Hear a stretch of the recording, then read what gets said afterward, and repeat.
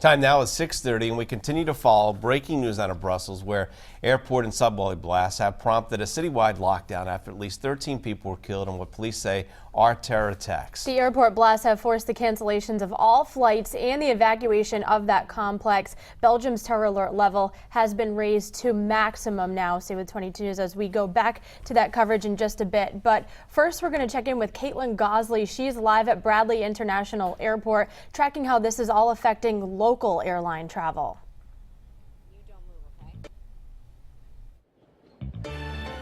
So far this morning, the departure and arrival board is actually all in the green. There is one flight that we saw going to Philadelphia that is canceled, but the airport at this point is not confirming whether that is connected to the Brussels explosion. You can see here, right here behind me, that folks are all lined up for security. This is a pretty typical size line for this time of morning here at Bradley International Airport. Now, I did speak to the spokesperson for the airport. That's Alyssa Sissick, and she mentioned just a few moments ago that they will not have any comment on security matters.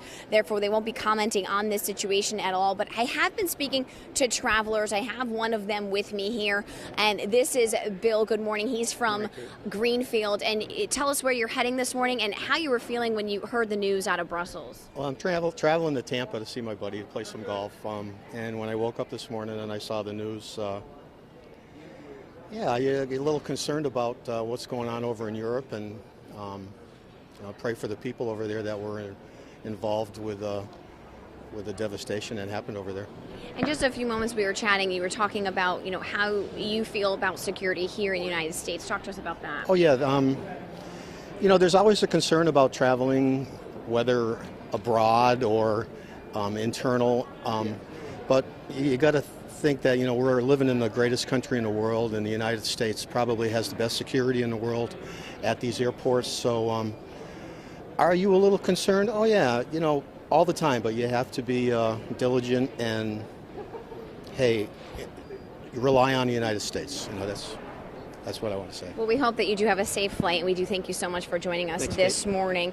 And 22 News is going to continue our coverage of this breaking news for you throughout the morning, not only right here on 22 News, but also on our website, wwlp.com. Live from Bradley International Airport in Windsor Locks, Connecticut, Caitlin Gosley, 22 News.